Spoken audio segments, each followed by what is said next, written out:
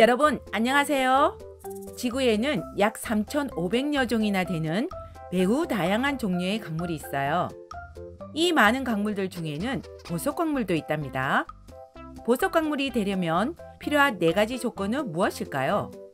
첫째, 아름다워야겠죠? 둘째, 누구나 가질 수 없는 희소성이 있어야 해요. 셋째, 아무리 아름답고 희귀해도 약간의 충격으로 쉽게 깨지거나 변하면 보석광물이 될 수 없어요. 즉 단단하고 변질이 없는 강물이어야 해요. 마지막으로 휴대성이에요. 너무 커서 우리가 가지고 다닐 수 없다면 안 되겠지요? 이러한 4가지 조건, 아름다움, 희소성, 내구성, 휴대성이 있는 광물을 보석광물이라고 불러요. 자, 그럼 지금부터 보석광물의 세계로 가볼까요? 이런 탄생석 키트를 받으셨지요? 여기 이 보석광물통에서 12개의 탄생석을 찾아서 탄생석 달력을 함께 만들어 볼 거예요. 먼저 주의할 점이 있어요. 첫째, 보석통에 있는 보석광물들은 서로 섞이지 않고 제자리에 있어야 합니다. 둘째, 보석통에 있는 원석 중 몇몇은 날카로우니 주의해 주세요. 셋째, 보석광물에 붙어있는 네오디듐은 자성이 너무 강해서 서로 붙을 경우 보석광물을 잡고 떼면 오히려 보석광물이 떨어지니 주의하세요. 자, 이제 탄생석 교육키트를 보시면 제일 앞에 있는 한국지질자원연구원을 부르셔가 보이나요? 한국지질자원연구원에 대한 내용들이 만화로 재밌게 설명되어 있어요. 나중에 꼭 읽어보세요. 교육키트 뒷면을 보시면 탄생석 도감과 보석광물통, 고리, 루페가 있어요. 조심스럽게 꺼내어 볼까요? 루페는 보석광물을 더 크게 보고 싶을 때 사용하세요. 이런 탄생석 달력을 만들어 볼 거예요.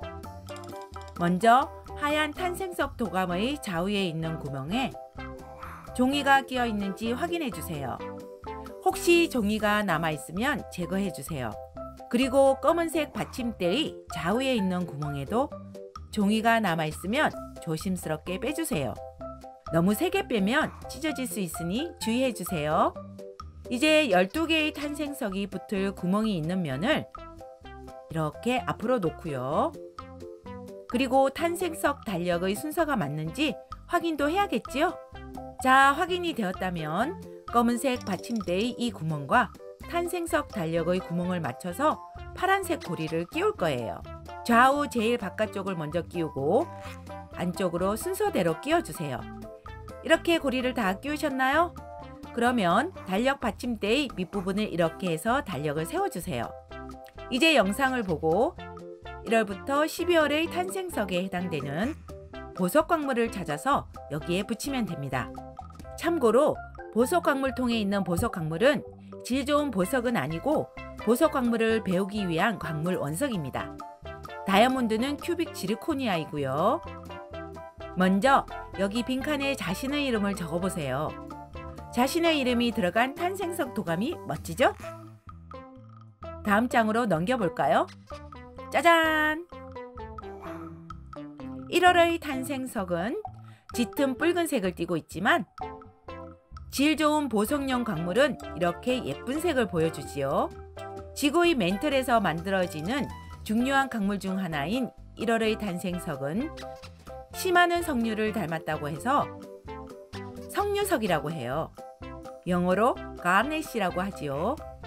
석류석의 결정은 등축전개에 속하는데 등축전개는 이렇게 저렇게 보아도 또 빙글빙글 돌려보아도 같은 모양으로 보인답니다. 그런데 여러분의 강물통에 있는 석류석은 완전한 결정이 아니고 석류석 원석 조각이에요. 한번 찾아볼까요? 네, 여기 2번째 줄의 앞에 있는 이 붉은 강물이 바로 석류석이랍니다. 여러분, 탄생석 달력 아래 구멍이 보이시나요? 여기 제일 첫 부분에 석류석 보석 강물을 붙여보세요. 그리고 1월 달에 사랑하는 가족, 친구 등의 생일이 있다면 여기에 생일과 탄생석의 이름을 적어보세요. 탄생석의 의미는 영상에 있으니 찾아서 여러분의 달력에도 적어보세요. 2월의 탄생석은 하늘의 청색과 사람 잎이 적색이 섞여서 만들어진 자색의 보석 광물입니다. 무엇일까요? 딩동댕! 자수정입니다. 자수정의 결정 모양은 이렇게 생긴 육각기둥 모양이고요. 이런 자수정은 이 무색의 수정에 소량의 철이나 망간이 불순물로 들어있으면 자색을 띈다고 해요. 마치 깨끗한 물에 잉크 한 방울만 들어가도 이렇게 자색의 물이 되는 것처럼요. 석영은 자수정 이외에 노란색을 띠는 황수정, 흑색을 띠는 연수정, 연한 핑크색의 장미수정 등의 여러 석영 변종이 있답니다. 보석의 색은 주로 불순물이나 구조의 변화로 인해서 색이 바뀌는데 불순물이 들어가서 오히려 더 아름다운 보석이 된다니 신기하지요? 그럼 이제 보석 광물 통해서 자수정을 한번 찾아볼까요? 여기 첫 번째 줄의 두 번째가 자수정이에요. 이제 여러분도 어떤 단점이나 실수가 있어도 보석의 불순물과 같이 오히려 장점이 될 수 있다고 생각하고 노력하면 자수정처럼 아름다운 존재가 될 거예요. 3월의 보석 광물은 물의 의미하는 아쿠아와 바다의 마리나가 합쳐졌어요. 어떤 보석 광물일까요? 네, 아쿠아마린입니다. 그러면 이제 보석 광물 통해서 바닷물의 색을 가진 아쿠아마린을 찾을 수 있을까요? 아마도 바닷물 색을 가진 아쿠아마린을 찾기가 쉽지 않을 거예요. 왜냐하면 바닷물은 푸르지만 손바닥에 바닷물을 담그면 그냥 무색으로 보이지요? 여러분이 가진 아쿠아마린도 크기가 작아서 바다색이 잘 안 보일 거예요. 그리고 아쿠아마린과 에메랄드는 가족이에요. 왜냐하면 아쿠아마린과 에메랄드 모두 녹주석의 변종이기 때문이에요. 물빛 또는 무색의 아쿠아마린을 찾아볼까요? 맞아요. 첫 번째 줄의 네 번째가 아쿠아마린이에요. 4월의 탄생석 달력에 있는 이 노란빛의 갈색 광물은 어떤 보석 광물일까요?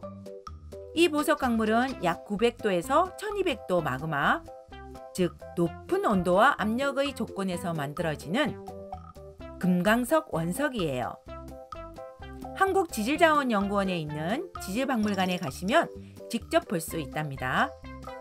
여러분, 다이아몬드라면 무색이라고 생각하시는지요? 무색 투명한 보석용의 다이아몬드는 전체 다이아몬드의 10에서 20% 정도만 나오고 대부분은 이 원석처럼 노란빛의 갈색 다이아몬드가 많이 나와요. 왜냐하면 다이아몬드에 가장 많은 불순물이 질소이기 때문이에요. 그러면 보석용이 아닌 이러한 갈색 다이아몬드는 어디에 사용될까요? 모수경도가 가장 높은 금강석은 공업용 연마제 등으로 많이 사용된답니다. 모수경도가 뭐냐고요? 모수경도는 모수라는 강물학자가 대표적인 강물 10개를 서로 긁어서 끓김에 강한 것을 순서대로 나타낸 거예요. 그래서 모수경도가 가장 높은 다이아몬드를 연마하려면 다이아몬드 가루가 붙어있는 연마판을 사용해야 연마할 수 있어요. 이제 보석 광물 통해서 다이아몬드를 찾을 수 있겠지요? 아쉽게도 보석 광물통에 있는 다이아몬드는 큐빅 지르코니아라는 다이아몬드 인조 보석이에요. 많이 아쉽다면 나중에 진짜 다이아몬드를 사서 붙여주면 어떨까요? 초록의 5월 보석 광물은 아쿠아마린과 가족관계의 보석이에요. 기억하시나요? 네, 에메랄드입니다. 에메랄드도 아쿠아마린처럼 모수 경도가 7.5 이상으로 끓김에 강한 녹주석이지만 내포물이 많아서 조심히 다루지 않으면 약간의 충격에도 깨져버리는 아주 까다로운 보석이에요. 그래서 에메랄드는 외부의 충격과 아름다운 색을 살려주기 위해 독특한 에메랄드 컷을 많이 사용한답니다. 그리고 에메랄드는 가스레인지 정도의 열에도 녹색빛이 변하기도 하는 열에 약한 보석 광물이에요. 그런데 이렇게 내구성을 약하게 만드는 내포물은 오히려 천년석이라는 증거가 돼요. 결함이 없는 합성석의 가격보다 몇 배나 더 가격이 높다니 신기하지요? 자, 이제 우리 함께 보석 광물 통해서 에메랄드를 찾아볼까요? 맞아요. 첫째 줄의 첫 번째가 에메랄드입니다. 6월의 탄생석은 다른 탄생석과 달리 유기체에서 만들어진 독특한 보석, 바로 진주랍니다. 조개의 몸에 모래알이나 어떤 기생물이 들어오면 조개는 부드러운 탄산칼슘 성분을 분비한답니다. 탄산칼슘으로 이 침입 물질을 에워싸서 자신을 보호하려고 한 것이 진주를 만든 거예요. 그래서 진짜 진주와 인조 진주를 구별하는 법은 간단해요. 이로 살짝 끌고 보면 아삭아삭한 느낌이 있으면 진짜 진주이고요. 매끈매끈하면 인조 진주라고 생각하면 된답니다. 그렇다고 엄마의 진주를 이로 끌고 보면 안 되는 거 아시죠? 그리고 석회질 성분인 탄산칼슘은 산성용액에 녹는다고 하는데 진주도 탄산칼슘이니 산성 성분에 녹을까요? 그래서 묽은 염산을 진주에도 뿌려보았더니 이렇게 부글부글 거품을 내면서 녹네요. 이집트의 클레오파트라가 식초에 진주를 녹인 물을 마셨다는 이야기는 이 진주의 특성을 이용한 것일까요? 진주를 찾아서 탄생석 달력의 6번째 구멍에 붙여보세요. 7월의 탄생석인 이 빨간 보석 광물은 무엇일까요? 이 보석 광물은 모수경도 9에 해당되는 루비라는 보석이에요. 루비는 강옥의 한 종류로 빨간색의 강옥을 루비라고 불러요. 여인의 입술처럼 빨간색을 띠는 이 보석은 자외선을 받으면 받을수록 더욱 아름다운 적색 형광을 내고요. 어두운 방에서도 파란빛을 비추어도 모든 빛을 빨갛게 바꾸는 특성이 있어서 레이저로 사용하기도 하지요. 형광이 뭐냐고요? 어떤 물질이 자외선, X선 등의 외부 자극을 받았을 때 그 물질이 외부 자극을 흡수해서 가시광선, 즉 빨주노초 파란보로 다시 나타나는 고유한 빛을 형광이라고 하지요. 지질자원연구원의 지질박물관 2층에 있는 형광체험 코너에 가시면 신기하고 예쁜 광물들의 형광 반응을 자세히 관찰할 수 있어요. 그러면 보석 광물 통해서 루비를 한번 찾아볼까요? 네, 세 번째 줄의 네 번째, 제일 마지막에 있어요. 8월의 이 초록 보석 광물은 무엇일까요? 이 보석 광물은 지구의 지각을 이루는 7대 조항 광물 중의 하나인 감남석에 해당하고요. 특히 질이 좋은 감남석, 즉 페리도트입니다. 페리도트는 지구의 멘틀 부분인 고온 고압의 환경에서 만들어지고요. 우주에서 날아오는 운석에서도 가끔 이 보석 광물이 발견되기도 하지요. 그래서 페리도트는 오래전부터 지구와 우주의 비밀을 푸는 중요한 단서로 연구되어 왔어요. 그리고 페리도트는 겉보기 색과 광물을 긁었을 때 작은 분말색, 즉 좋은 색이 달라요. 페리도트는 광물색은 초록색이지만 좋은판에 긁었을 때 나타나는 좋은 색은 흰색이랍니다. 자, 그럼 이제 보석 광물 통해서 페리도트를 찾아볼까요? 네, 세 번째 줄의 세 번째가 페리도트입니다. 9월의 푸른 가을 하늘을 상징하는 이 보석 광물은 사파이어랍니다. 이 보석 광물은 루비와 같은 강옥이라는 광물이에요. 빨간색의 루비를 제외한 모든 색의 강옥을 사파이어라고 하지요. 즉 빨간색의 강옥은 루비, 파란색의 강옥은 사파이어, 그 외의 것은 색깔을 앞에 붙여서 불러요. 예를 들어 노란색 강옥은 옐로 사파이어, 핑크색 강옥은 핑크 사파이어라고 불러요. 사파이어도 루비와 마찬가지로 모수경도가 9인 단단한 광물입니다. 그래서 모수경도 10인 다이아몬드를 제외하고 두 번째로 가장 경도가 높은 보석 광물이에요. 이제 광물통에서 사파이어를 찾을 수 있겠지요? 보석 광물통에서는 셋째 줄의 두 번째에 있는 광물이 사파이어입니다.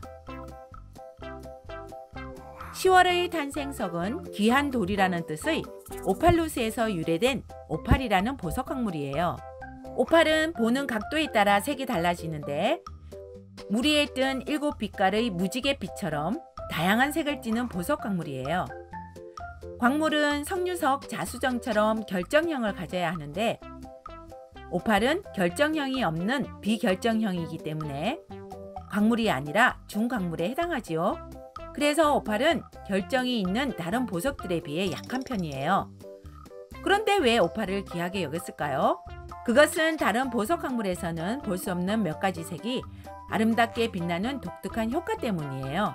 그리고 오팔은 수분을 많이 가지고 있는 보석 광물이기 때문에 건조해지면 깨지거나 무지갯빛이 약해질 수 있어서 특별히 조심해야 하지요. 자, 이제 보석 광물통에서 오팔을 찾을 수 있을까요? 여러분의 보석 광물통에서 세 번째 줄의 맨 처음에 있는 보석이 오팔이에요. 영상에 있는 오팔색 이외에도 여러분의 오팔처럼 다양한 색의 오팔이 있다는 것을 잊지 마세요. 11월의 탄생석은 홍해에 있는 섬 토파지오스에서 유래된 토파즈라는 보석 광물이에요. 일반적으로 사람들은 토파즈라고 하면 푸른색이라고 생각을 하지만 순수한 토파즈는 색이 없는 무색이고요. 블루 토파즈는 대부분 가공된 색이랍니다. 또한 대부분의 핑크색 토파즈도 열로 처리된 황색 토파즈 재질이에요. 그리고 토파즈는 모수경도 8에 해당되는 끓김에는 강한 보석 광물이에요. 그래서 토파즈로 페리도트를 긁으면 이렇게 끓깁니다. 그러나 강도는 높지 않아요. 강도가 뭐냐고요?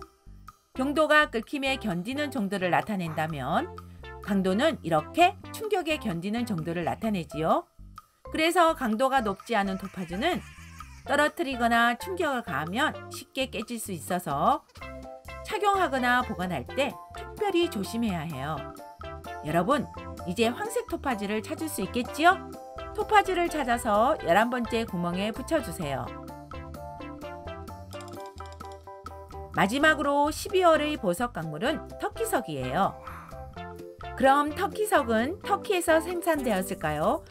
터키에서 생산되지 않았어요. 당시 이집트에서 산출되던 이 보석 광물은 터키를 경유해서 유럽에 전해지면서 터키석이라고 불려졌어요. 터키석은 일반적으로 불투명하며 결정으로 잘 산출되지 않아요. 터키석의 모수 경도는 5에서 6으로 수정보다도 약해요. 터키석의 푸른색은 구리 함유량에 따라 하늘색부터 녹색을 띤 파란색까지 다양하지요. 그러나 멋진 청색의 터키석도 약 250도의 열에서 색이 변하니 조심하세요. 여러분, 12개의 탄생석을 다 찾으셨나요? 이렇게 아름다운 보석 광물을 찾아보았는데요. 이 아름다운 보석 광물의 원석들보다 더 귀하고 아름다운 원석을 아시나요? 바로 여러분임을 잊지 마세요.